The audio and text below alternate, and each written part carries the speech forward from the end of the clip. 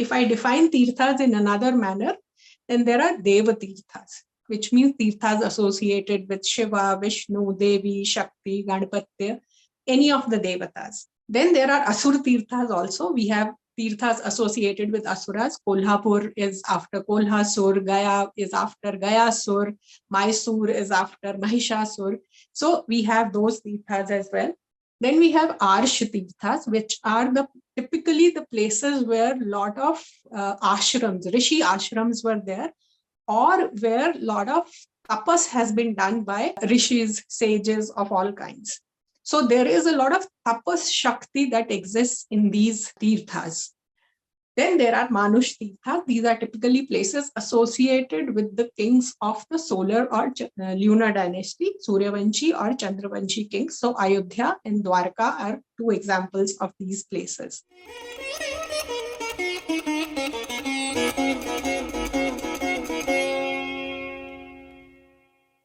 Namaste, and thank you for giving me this munch to speak about tourism versus tirtha.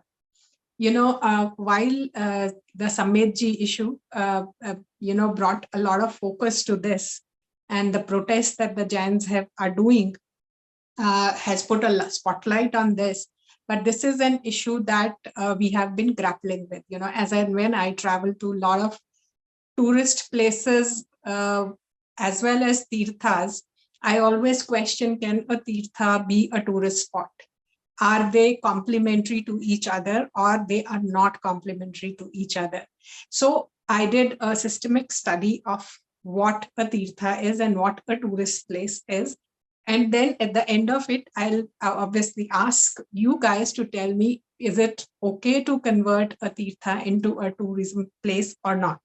So I'm going to talk about what is a tirtha, what defines a tirtha, what it means to us, and what is tourism. They both are key aspects of our life. We all like to travel. We all like to take holidays and vacations and go out.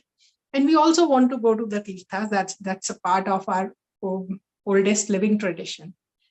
We have the longest history of travel in the world, and tirtha travel is one of the key aspects of that. So let us begin with saying understanding what is a tirtha. So the word tirtha comes from taryati iti tirtha, which means something that helps you cross over.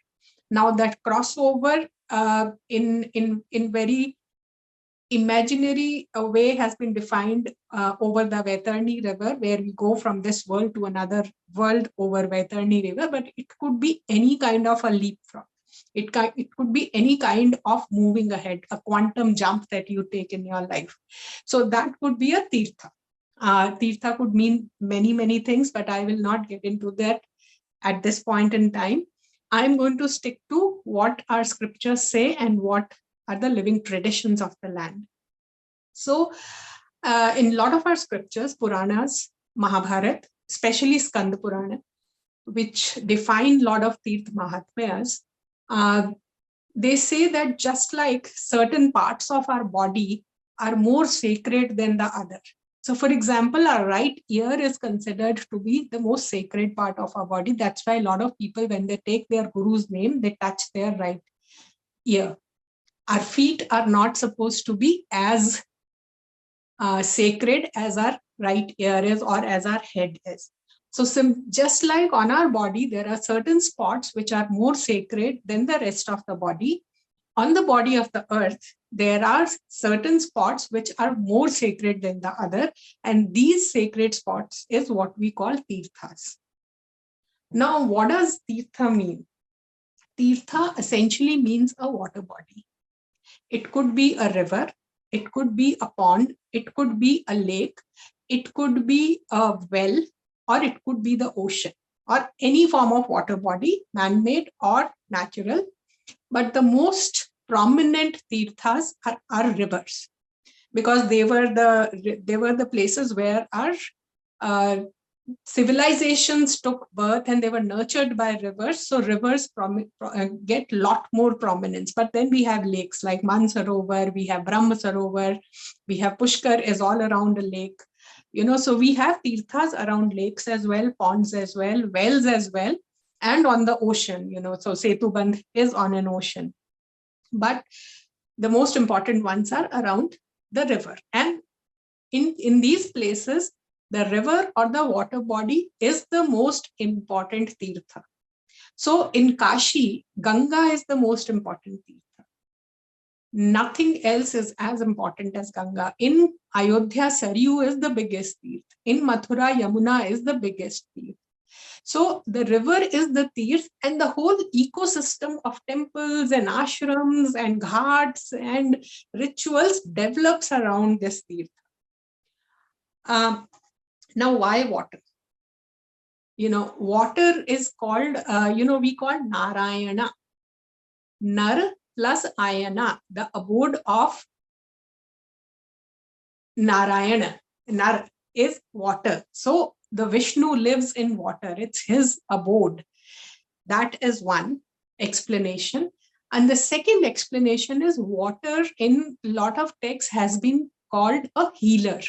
So a lot of healing happens through water. That is why at all our tirthas, one of the key activities that we do is snan. Tirtha snan, Ganga snan, Yamuna snan, Sangam snan, Kaveri snan, Godavari snan.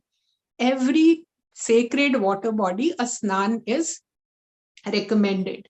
And we don't have research on most of our water bodies, and we kind of losing most of them. But on Ganga, in the 1970s, a French guy who traveled the whole length of Ganga, he did some research on Ganga water, and he actually found that the Ganga water has the ability to dissolve any kind of impurity. And it remains clean no matter what you put it in. And it reminds me of a Kabir Doha, which says, Kabir man nirmal bhaya, jaise Ganga neer, पाछे पाछे हर फिरे कहत Kabir Kabir, which means कि तुम अपने मन को गंगा की तरह निर्मल कर दो. निर्मल का मतलब नी-मल, without mal. So the moment you clean yourself, just like Ganga can self-clean itself, the world will run after you. So that's a different philosophy. But, we've always known Ganga's water as having self-cleansing properties, and it has been scientifically proved in the modern world. For the modern man, it has been proved that it does have self-cleansing properties. Of course, it has a limit. The amount of abuse we are doing to the river, it can only take so much. But all these waters had cleansing properties. In fact, even Kumbh Snan, when, where millions and millions of people take bath in the same water and no epidemic takes place, there is a scientific study that shows that actually taking bath in that gives you immunity against a lot of diseases. So the water was there as a healer, and water was the sacred part of the tirthas. And so the biggest tirtha in any tirth place is the water.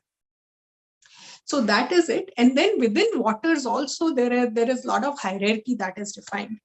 So all the rivers that merge in the ocean are supposed to be far more sacred than the rivers which merge into another river.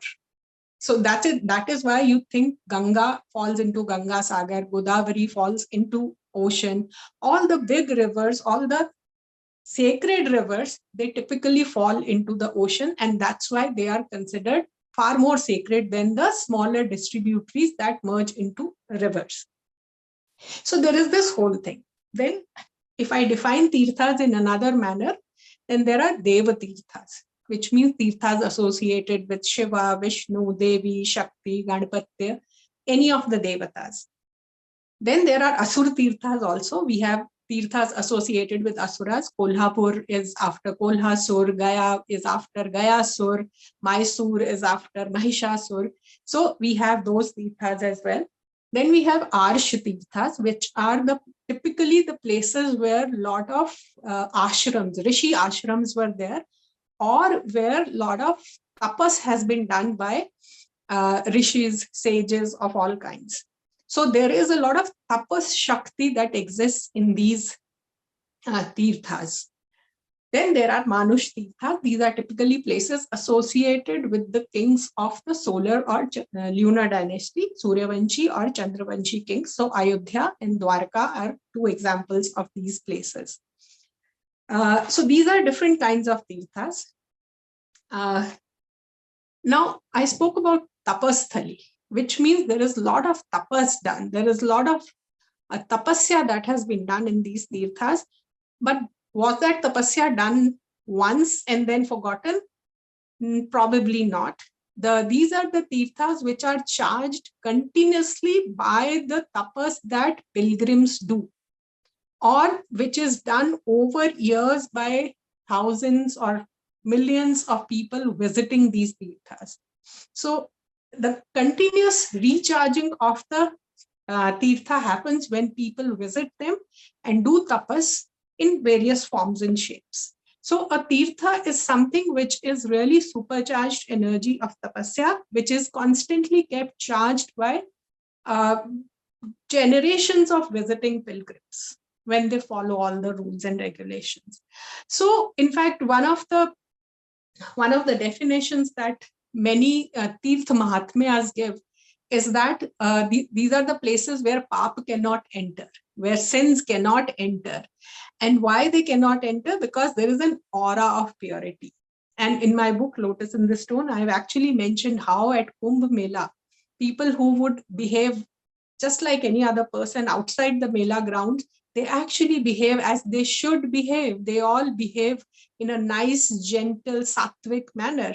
So the aura of the place, and we see this, if we see this once in 12 years, probably our tirthas a few generations ago saw it around the year. The whole aura of purity would not let you think of doing anything which is not sattvic or which is papamay.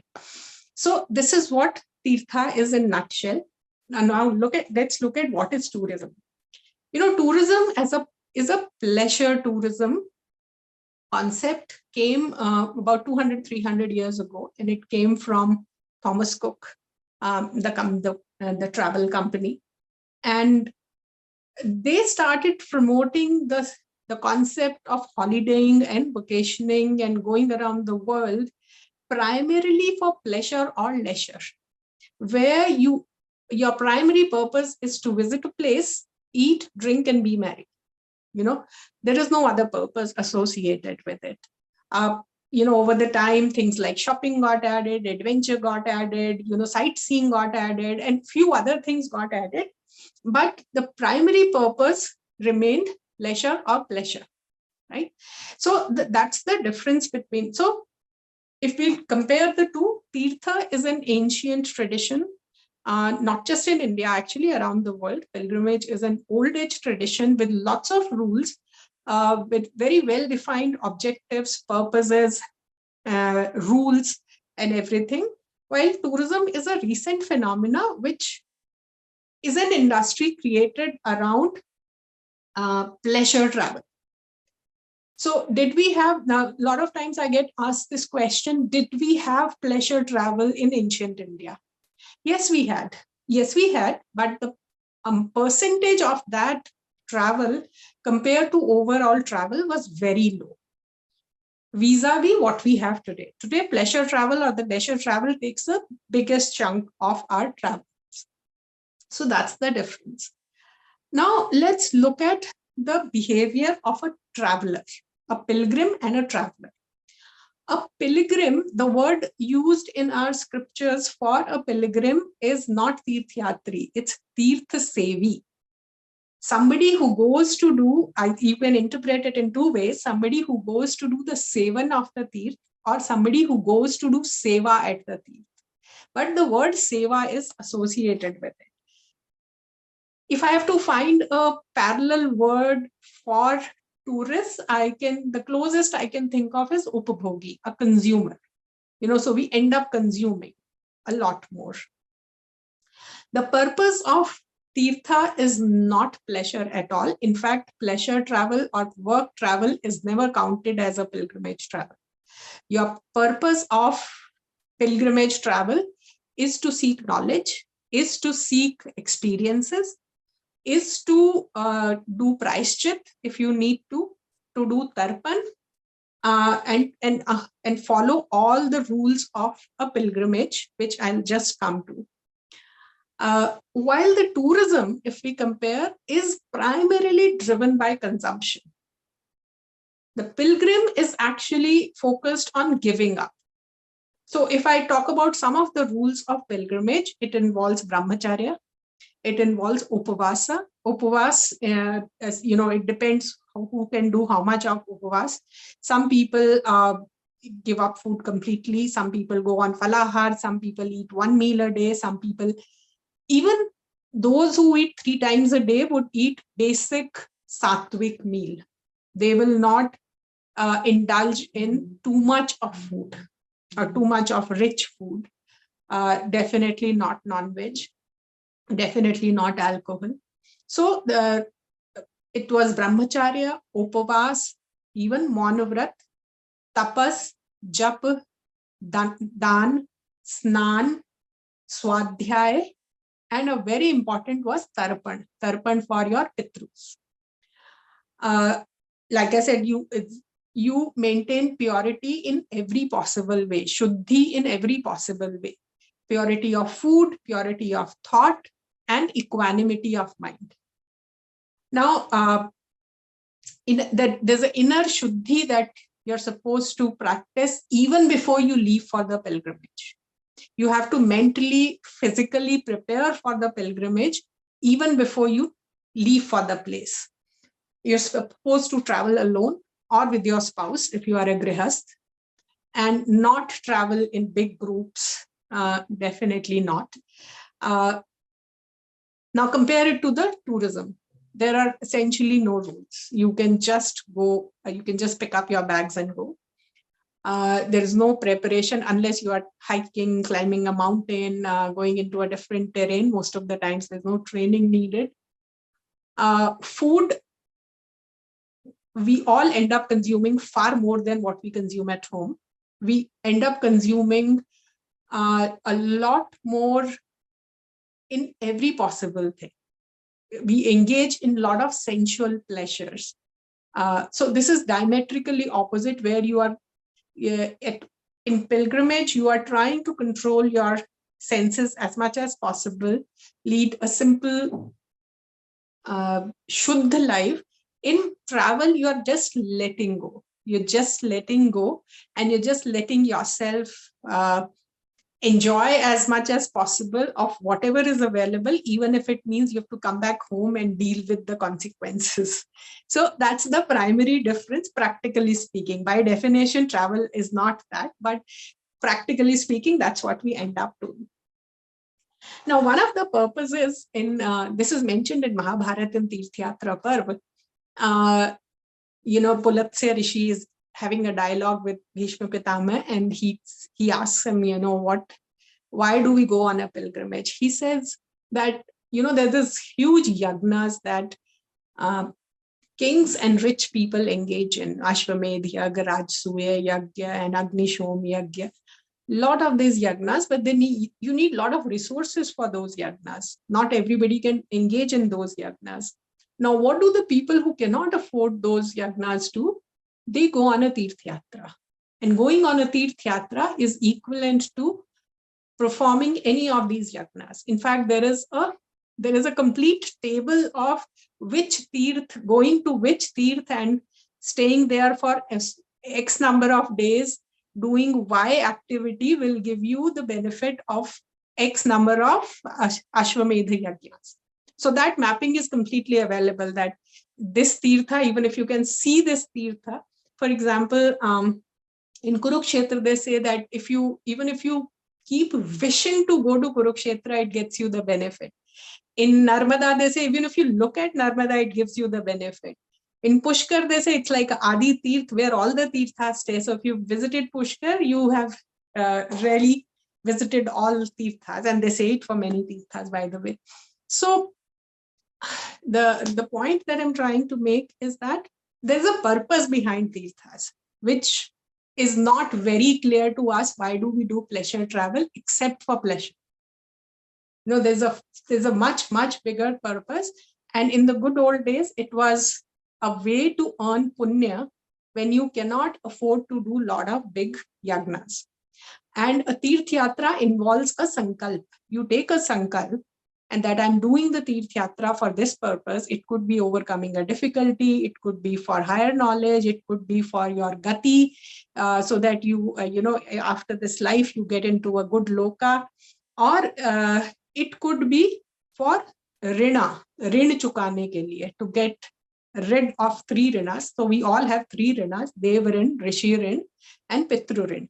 So these 3 rinas also you pay by visiting tirthas or doing rituals at tirthas. So in fact, I have examples of people going to places like Kashi or Mathura and cleaning the streets. And that's their seva of the tirth. That's how they serve the tirtha.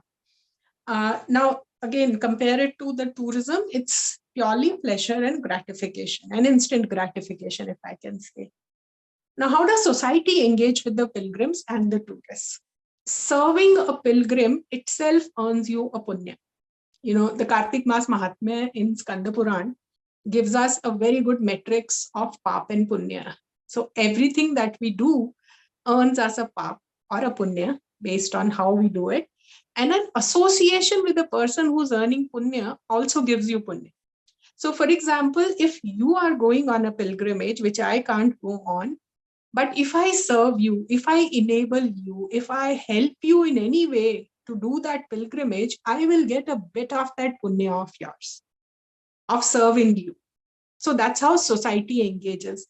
And there are living examples from our times of this behavior.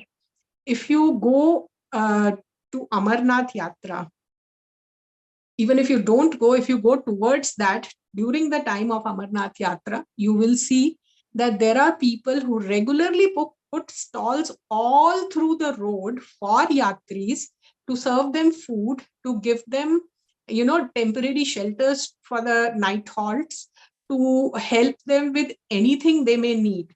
And these are people who are just trying to enable pilgrims on their own. And there are families which have been doing it for generations together.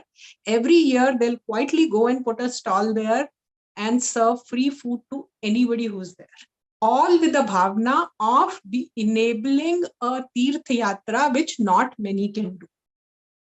Similarly, on Narmada Yatra, which is a long yatra, 3,000 kilometers of walk, a parikrama around Narmada, people open up their ashrams, people open up temples, people open up their homes for any yatris to come and stay. And they let them use their facilities just to enable the yatra. This is how society engaged with the pilgrims, and how pilgrimage was valued. How everybody wanted to help pilgrims do that. Now, how does society engage with the travelers? They engage with you in a more business manner. For them, you become a customer whom they give facilities like hotels, resorts, transportation options, flights, and you become a business entity, a business customer. So they are there to make profit out of you.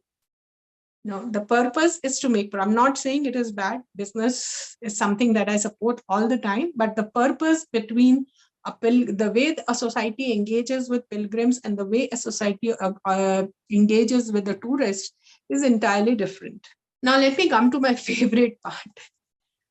We believe in 3 gunas. We all everything can be divided in the Sanatan universe into 3 gunas: sattva, rajas, and tamas.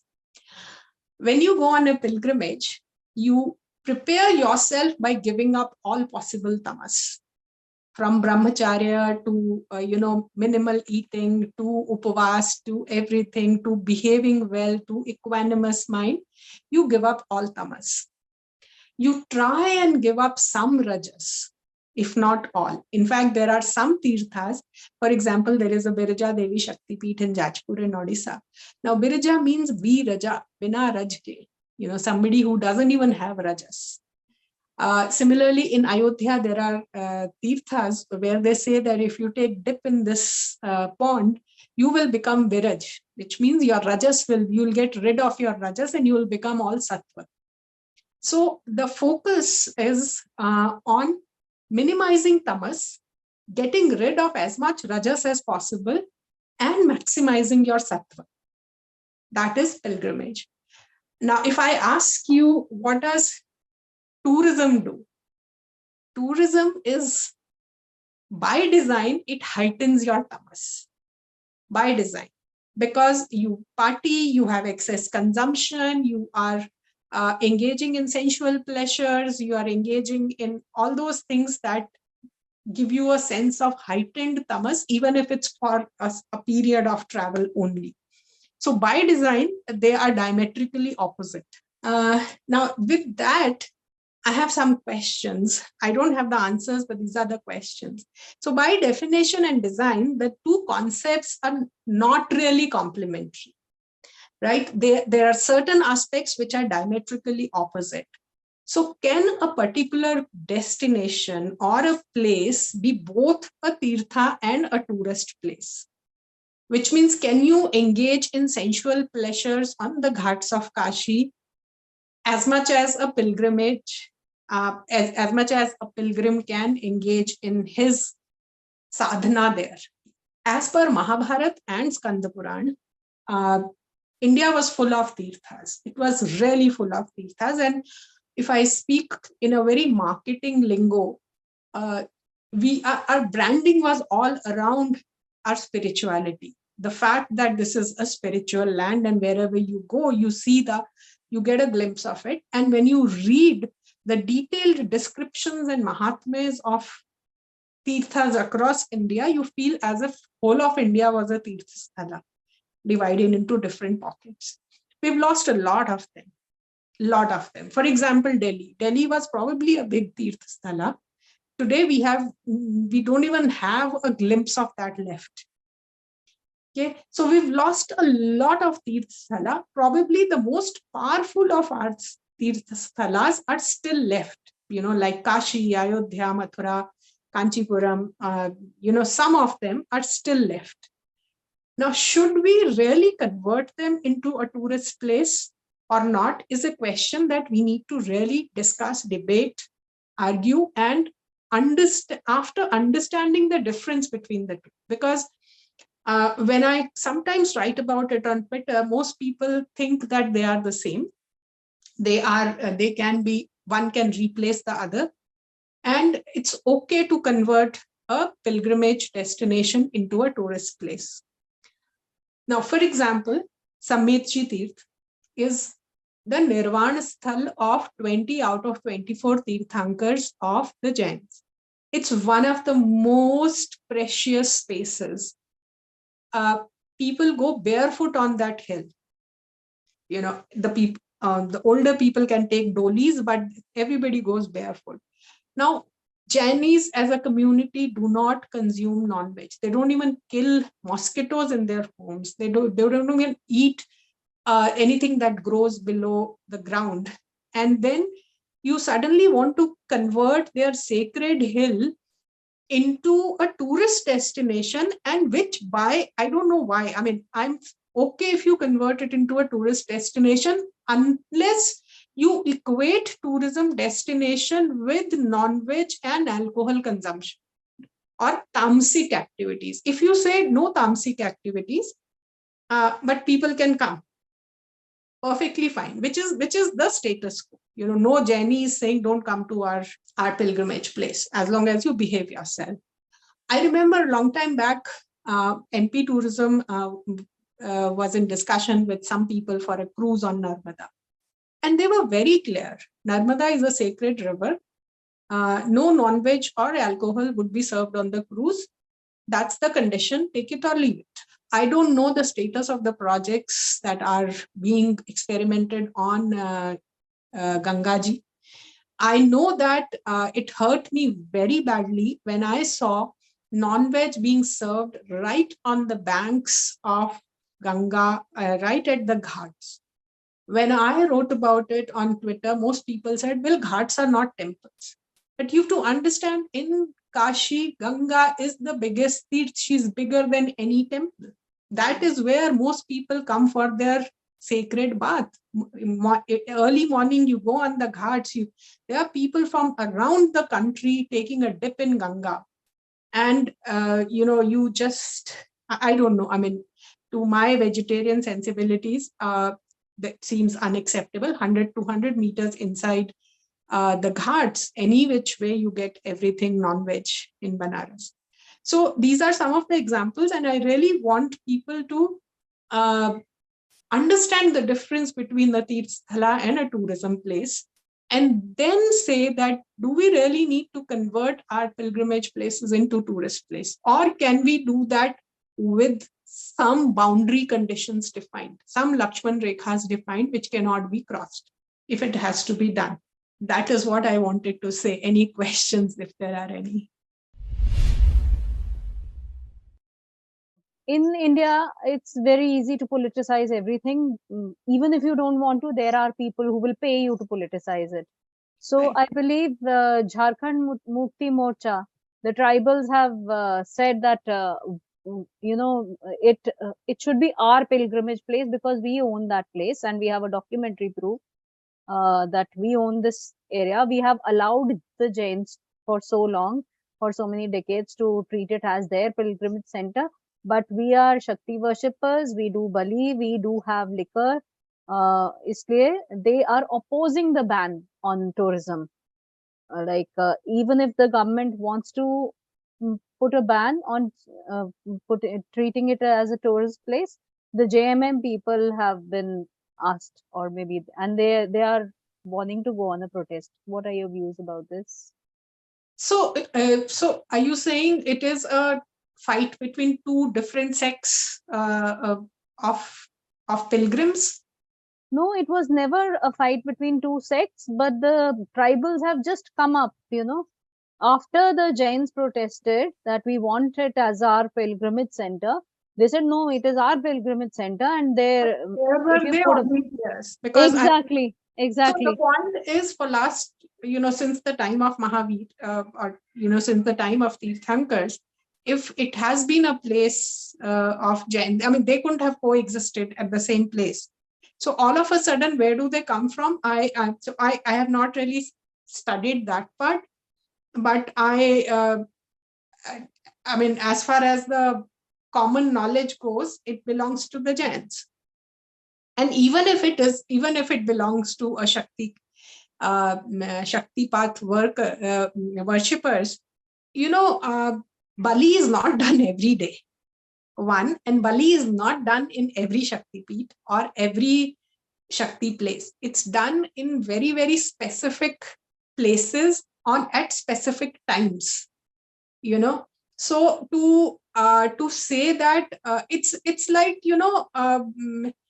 and it's not just our fasting festivals becoming feasting festivals. Navratras were supposed to be fasting festivals, and now suddenly the whole restaurant industry and everybody wants you to be a feasting thing. The same with Ramzan, actually. I've seen in Hyderabad, I thought it was a fasting festival. They've converted it into a feasting festival, but that's the food industry doing it. Similarly, a lot of these people, without understanding, just this morning I saw somebody debating that, alcohol is offered to in temples. Now, people don't understand alcohol is offered only to Bhairava temples. Okay, not in every temple. And in Bhairav temple, tell me how many people have Bhairav as their Ishta Devata. So if you have Bhairav as your Ishta Devata, then talk about it. So, we need to understand the whole sacred landscape as well as the sacred diversity before we jump into pick up one thing and then apply it to every other thing.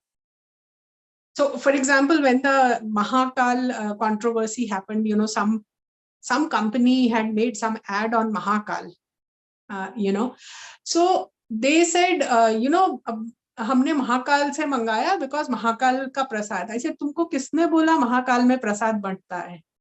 Mahakal में कोई प्रसाद नहीं मिलता है. Most Shiv mandirs में कोई प्रसाद नहीं मिलता है.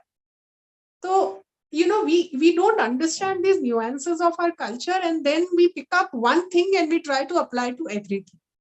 That's not something, I mean, I would say it's our agyan which is making us do this, and which is letting others exploit us. And to my knowledge, the JMM tribals were never such a, conspicuously religious people. They were mostly Maoists and Naxalites. They will protest against anything you pay them to do that. I mean, that's my personal view. Namaste, Anuradha ji. Thank you so much for the talk. I was just thinking as to the last question that you were presenting for all of us to discuss. I was thinking, given we have so many, such few Tirthasthal left in Bharat at the moment, instead of converting them into tourist places, because we have plenty of scope within Bharat, outside Bharat for plenty of tourism. So since we have such few places and so much has been invested into them through people's bhakti over such a long time, if people keep going there, we'll have heightened amount of aura. We have few places to go to. Might as well have a few places where it's heightened so that we can access that, as opposed to our normal lifestyle where we're getting a bit disconnected from that. Okay. If we turn those also few things into tourism places, then we are reducing the energy there too. And our normal life also is surrounded by very kind of diluted spiritual energy. Right. And that just goes to the downfall of humanity. And that feels like a personal loss to me. I don't know, maybe I'm a bit immature, but it's devastating to me. It's heartbreaking that, kya hoga insaniyat kind of feeling. No, you're right. I go through that every time I visit a Tirthasthala, and I go to a lot of Tirthasthalas, and so I go through that a lot of times, ki kya hoga. But, I also then remember that this is Kali Yuga, and this is bound to happen. And when we transition from Kali Yuga to Sati Yuga, things will fall in place by themselves. But yes, for our lifetime, for our, next few generations that we are responsible for, we should maintain that sacred energy of certain places. We should be able to feel that energy, because today most people are not able to connect with that energy. That is why they don't value it. And how do we charge that energy? One is to reduce tamas. That's why I'm saying, tourism, do it, but with boundary conditions that tamas will not be heightened. But then somebody has to understand this framework of tamas. I mean, the few people joining and doing something can change.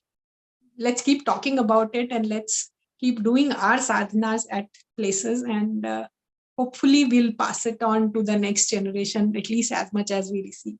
Anuradha जी नमस्ते. नमस्ते अंकित जी. आपको पता होगा ओमकारेश्वर मध्य प्रदेश में एक बहुत बड़ा इस समय मुहिम चल रहा है. वो सिर्फ इसी चीज के लिए है. तो आप लोग समझते हैं वो ओमकारेश्वर का जो पवित्र पर्वत है उसके ऊपर गवर्नमेंट जो अपने आप को बहुत सात्विक सो कॉल्ड अपने आप को सब समझती है, वो एक शंकराचार्य जी की मूर्ति लगाने के नाम पर, बड़ा सा स्ट्रक्चर मतलब मूर्ति लगाने के नाम पर, वहां पर वो पवित्र पर्वत पर कितने पेड़ काट दिए और वहां पर कितना उन लोगों ने खराब कर दिया है उसको, और कर भी रहे हैं. उसके लिए कितना ज्यादा वहां के लोग कितना ये कर रहे हैं, प्रोटेस्ट कर रहे हैं. तो क्या वास्तव में शंकराचार्य जी अपनी मूर्ति लगने से उतने प्रसन्न होंगे? क्या उन्होंने वास्तव में पूरे देश को तो 3 बार नापा था, ऊपर से नीचे तक, और चारों धाम की स्थापना की, और जाने क्या क्या नहीं किया धर्म को एक करने के लिए और देश को एक करने के लिए. तो मुझे इस चीज पर भी आपका व्यू पॉइंट चाहिए, और मैं चाहता हूँ कि ओमकारेश्वर के लिए हम लोग कैसे कर सकते हैं, क्योंकि बहुत सारे लोग हैं जो ओमकारेश्वर के लिए प्रोटेस्ट में लगे हुए हैं, और कि ओमकारेश्वर में को बिल्कुल भी जरूरत नहीं है उस पवित्र पर्वत को इस तरीके का development. I agree. There is no, I don't know this recent obsession with putting murtis. If you go to a normal bookstore and ask for Adi Shankaracharya books, you will not find them. If you stand next to the murti and you ask somebody to chant 4 sutras of Adi Shankaracharya, they will not know. But murti dikhti hai. And like you said, these sacred points are our biodiversity hotspots as well. That is where all our biodiversity is maintained, and converting them into concrete jungles is no way to treat a tourism place. I have the same objection at lot of places, not just Omkareshwar. I mean, we can create a list of places where this thing, and I also, I mean, whatever little interaction I have with people during different events as well as online. The reason I chose this topic today is because most common people do not understand the difference between pilgrimage and travel industry. So it's your task. In fact, I'm going to put it back on you and say you have to very clearly communicate it. You know, I'll be happy to support you wherever possible. You have to keep communicating it, make a common man understand the difference between a tirtha and a tourism place. I'm not saying we don't need tourism, but we need to preserve whatever little of our tirthas are left. You know, like I said, you know, why do you need to eat meat right on the banks of Ganga in Kashi? आप 200 metre अंदर जाकर खा सकते हैं. You know, it is my sacred space. So you have to, I mean, we have to, but till the common man starts asking for it, and there is a lot of confusion because every time people say, oh, Ganga is Ganga, you know, temple andar hai, temple ke andar to kuch nahi ho raha. So that's the level of confusion. So we need to create clarity about it. You can do it academically, you can do it through so many platforms. Let's do it. Let's create this awareness that pilgrimage hota kya hai. Let's do that. तो सबसे पहले अनुराधा जी, मेरा पहला question कि आप जब अपने किसी भी प्लेसेस पे जाते हैं, किसी भी मंदिर को विजिट करते हैं, इन डिटेल्स पे इतनी सारी चीजें हैं, लोटस इन द स्टोन में आपने अपने विजिट लिखे हैं, तो आप उसको टूरिज्म में कंसीडर करते हैं या तीर्थ में कंसीडर करते हैं? So second question is that in the last phase of your talk, you said that the line between the Tirth Yatra and tourism is reducing for the sacred places at least. So do you think there is some effect of bhakti movement diluting? That means, Kaliyug keval naam adhara. तो इस base पे लोग ये समझते जा रहे हैं कि हमने नाम ले लिया तो सब हो गया, उसके बाद हम सब कुछ कर सकते हैं. Do you think this is becoming a base for reducing value of our tirthas? So, sabse pehle to, so like I have written in Lotus in the Stone, ki my journey as a traveler started as a leisure pleasure traveler and it converted, and right now I do travel as a pilgrim. Right now, even if I visit a place for, let's say, a conference, and if I know there is a Kshetra Devta, I do visit that temple. So now I visit more as a pilgrim than as a traveler, to answer your first question. To answer the second question, it is right that in Kali Yuga, the dharma is lost. And that's why they said, you know, taking name is good enough. So in dharma, these things are bound to happen. But should they happen at the speed with which they are happening? Should we try to contain? And, you know, Kali Yuga, Satyug are not like clear demarcated boxes. They transition from one yug to another yug. And there will be a small Satyug living within this Kali Yuga also, because we have this concept of concentric cycles existing in time as well as space. So can we maintain this sattva? Because whatever sattva we maintain now will transition to Satyug, if you believe in the Yug Dharma. Actually, my question is more into like, people when they visit temple, जो अपने last phase में फिर से कहा था कि लोग जाते हैं मंदिर की, चलो हम जाएंगे, लेकिन उसको एज ए टूरिज्म कन्वर्ट कर देते हैं, तो जो सत्व का पार्ट होता है वहाँ पे मिसिंग हो जाता है.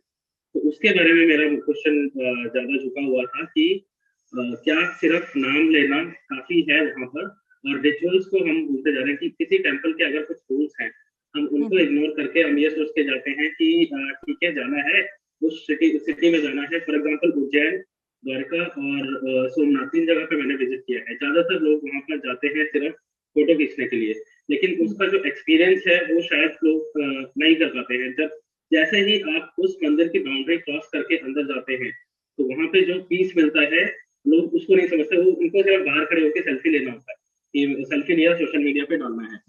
तो मेन फोकस जो आजकल हो रहा है that is going towards the city tourism rather than the temple tirtha. तो इसके बारे में मेरा क्वेश्चन हो रहा है. There is one follow-up along this. और जो हमारे मेजर तीर्थ हैं यहाँ पर, उन तीर्थों में सोमनाथ, द्वारका और उज्जैन, तीनों के बारे में मैं ये कहूंगा कि दूसरे लोगों ने उसको पूरी तरह से घेर लिया है।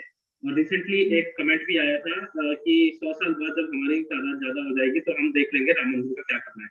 तो क्या ये चीज इन तीनों क्षेत्रों पे भी अप्लाई नहीं होती है?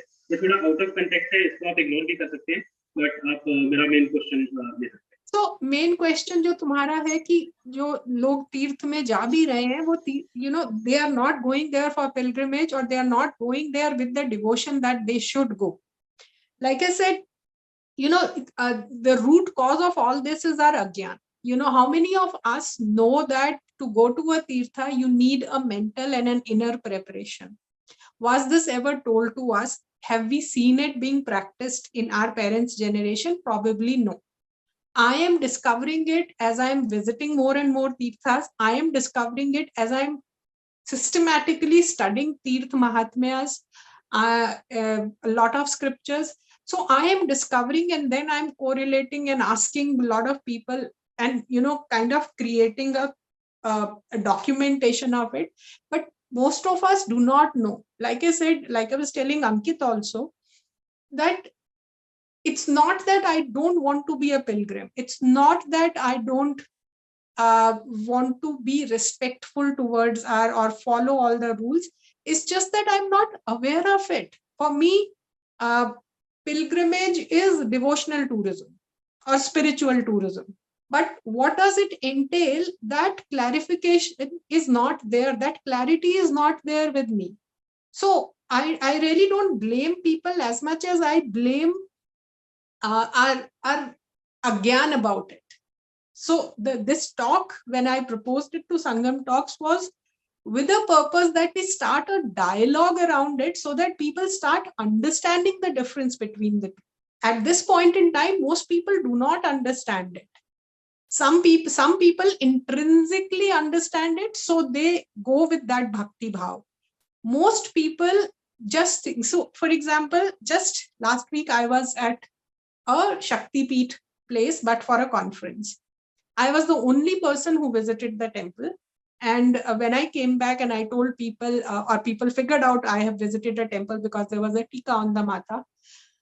And everybody said, how was the temple? And I said, I don't know how to answer that question. Because are you asking me how was it architecturally? Is it beautiful? Is it good looking? Can I click good pictures? I don't know, because I went there to pay my respects to the presiding deity of the place I'm visiting. So, in small interactions, I'm trying to tell people that a temple visit is not same as visiting Disneyland. It is not same as visiting a casino. It is not same as visiting a beach. Though beach can itself be a big pilgrimage place because it's next to the ocean. But so we have to, all of us who are here today or who would listen to this later, we need to work on making people understand the basic differences between a pilgrimage and a touristy vacation. Yeah, I have one question. Like, they are trying to get UNESCO status for various places, especially the Tirth. Like, they got a UNESCO status for Kumbh Mela. Right. How appropriate is that? Kumbh Mela is sacred. It was sacred for so many years. Right. Getting UNESCO status is attracting more people and making it more. I don't have the words what is telling to tell, but they are trying to develop more people and just make it more mass instead of keeping it sacred. In many places, this is happening. Yeah, you are right, Alkesh ji. Not just Kumbh Mela, they got it for Durga Puja in Bengal. They got it. They're trying to get it for a lot more places. They have it for some temples, but let me give you an example of the difference. In Kanchipuram, there are two temples which are under ASI and where ASI priests do the puja. They are practicing living temples. But you go to those temples, you will not find a soul. You will not feel any energy. They're like monuments. They're like beautiful monuments. But in the same city, within walking distance, there are 2 other or 3 other big temples. where the traditional puja happens 3 times a day. People come up, a lot of people come, and the beautiful puja happens, and you can feel the energy. So, I don't know, UNESCO World Heritage Site tag, it definitely attracts a lot more people. It definitely attracts a lot of global inbound tourists. Now, do we want to attract people or not is a question. Like I said, for our sacred events as well as spaces, we need to define the boundaries very clearly. And by the way, I must tell you here that in Kashi and in Prayag, I have seen that the so-called foreigners, they actually adhere to a lot of pilgrimage requirements. They actually I have not seen them yearning for non-veg food or wearing not appropriate clothes or not being respectful towards our thing. It is our urban population, it is our deracinated people who do all these things. So I'm okay with the world coming over to get a slice of that spiritual experience, as long as the boundary conditions are very well defined. And they need not be defined in a very police manner, in a manner where you have a danda lying on it. They should be defined by practice. When everybody practices something, people follow. So I agree on that, but what I'm seeing, like a lot of places, they are attracting the tourists and are making places. So it's the right time for us to get together Yes. from the local as well as global level to keep the Indian spaces like India specific. And ma'am, those definition and other stuff, if you can share with me for certain things, because I just now presented a paper on Vraj, the place in United States, which is a pilgrimage place for West. These points would enhance that logic more. So I assume Sangam Talks is going to publish this on YouTube very soon. Basically, I want the definition and the literary part of it, so I can add to that, and Sure. I would share my presentation. I just now did it at Udaipur. There was a small conference. Unfortunately, they had a recorded conference for me. Was for just 10 minutes, but this would like make an elaborate presentation of Vraj, which is in United States. I just actually wondered whether one of the ways we could get this started is because the main issue seems to be people do not seem to understand what's the whole purpose of puja and how to conduct it. But we do puja at home, we can do puja in temple, we are doing puja in tirth. They are just very different levels. But I remember, and we live in a tiny apartment. So unfortunately, no place for a puja room, dedicated puja room, where you maintain the swachhata and everything that you have to. You keep Bhagwan in one corner of a room where you're living out of, and you try to maintain as much sanctity and purity around it, and especially when approaching for puja. But I remember simple things like jab mandir jayenge, there is no question of you going there without a shower. There is no question of like, abhi पता नहीं 2-3 दिन हो गए बाल धो के नहाए, आज मंदिर चले जाते हैं. ऐसे सवाल ही पैदा नहीं होता है. आज ही बाल धो के फिर मंदिर जाना है. अगर नहा चुके हैं और किसी वजह से बाथरूम जाना पड़ा है, तो उसके बाद दोबारा से नहाना है सर धो के. जो कपड़े पहनते हो, हम लोग जब बाहर जाते हैं, sometimes you wear a clothing, it's clean, you have not sweated much, you use it another time. मंदिर जहां जिस दिन जाएंगे, जो एकदम पूरा वॉशिंग मशीन से निकला हुआ है कपड़ा, बस वो साफ सुथरा पहन के जाना है. So all these things are just inbuilt into how, at least I'm talking of my immediate family, we went. If people understand this type of swachhata in how you do puja at home, maintaining it as best as possible, then applying it to temple at a little higher level, then explaining to them that tirth mein उससे भी ज्यादा एक level of purity maintain करना है, might be a graduated way of, I don't know, approaching people and saying that, look, this is a basically puja thing. It's in 3 different stages, 3 different levels of purity. Or clarifying puja rather than tirtha might be a easier way to get to explaining them. I don't know. This is just a view. I'm not that knowledgeable as Anuradha ji. No, you're right, Aditi, because this all happens at various levels. We cannot expect our education system or government or anybody else. It has to start at a family level, and nothing teaches us like experience. When we see our elders, so you probably follow these rules because you saw it being followed by your elders in the family. So most of these rules or most of these lifestyle choices that we make are they come to us from our family or from our surroundings.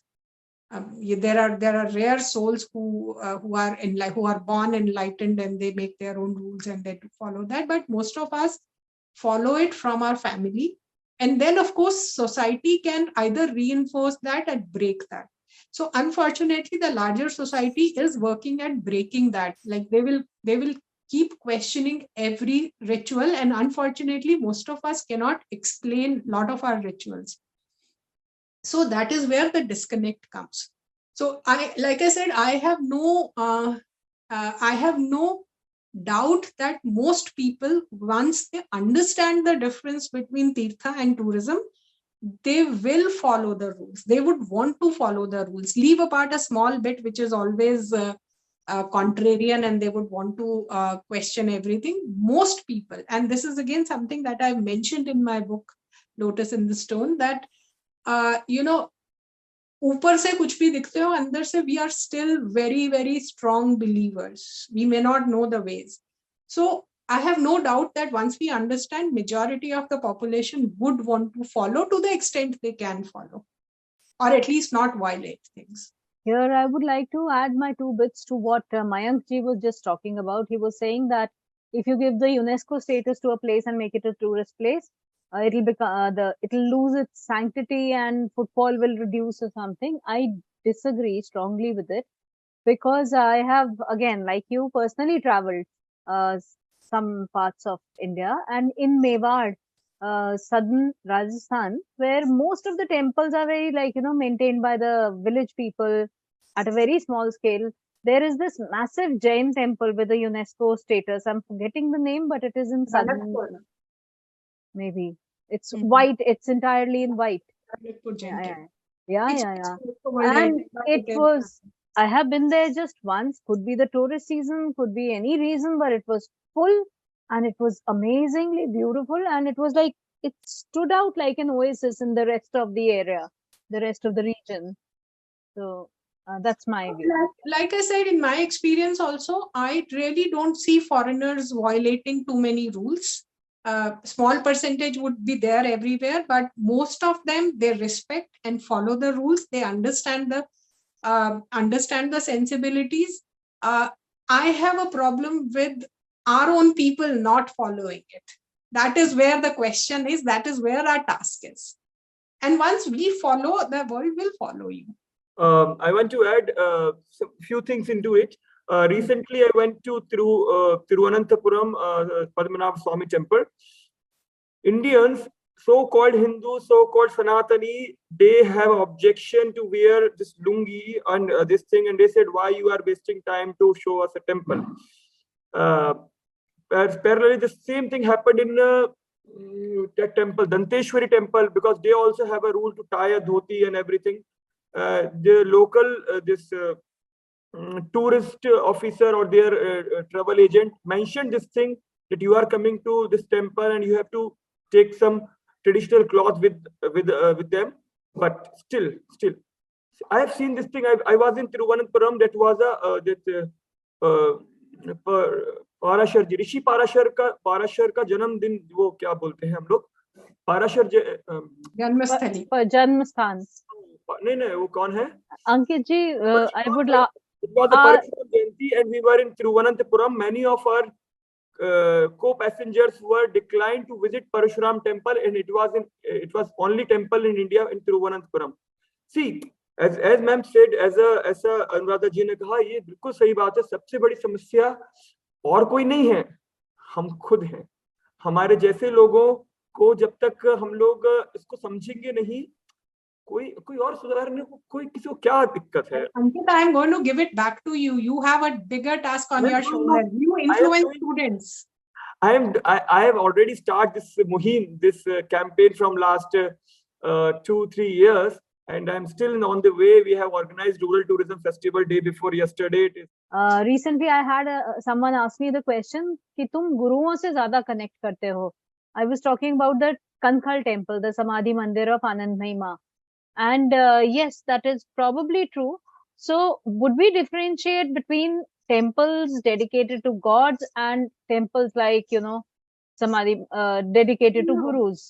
So, Aparna, मैंने जब शुरू किया था, I spoke about 4 or 5 different type of तीर्थास. One was Deva तीर्थास, जहाँ पे हमारे मंदिर आ जाते हैं, which is like Shiva मंदिर, Vishnu मंदिर, Lakshmi मंदिर, whatever temples. Then there are Arsha Tirthas, which are exactly the tapasthalis of or samadhis of our gurus or saints or rishis or sages, whatever you call them. I mean, there are different categories of that. So they are one of our tirthas. And if you follow a guru, your guru sthan is the biggest tirtha for you. Yes. I mean, every other tirtha is smaller in comparison to your guru tirtha.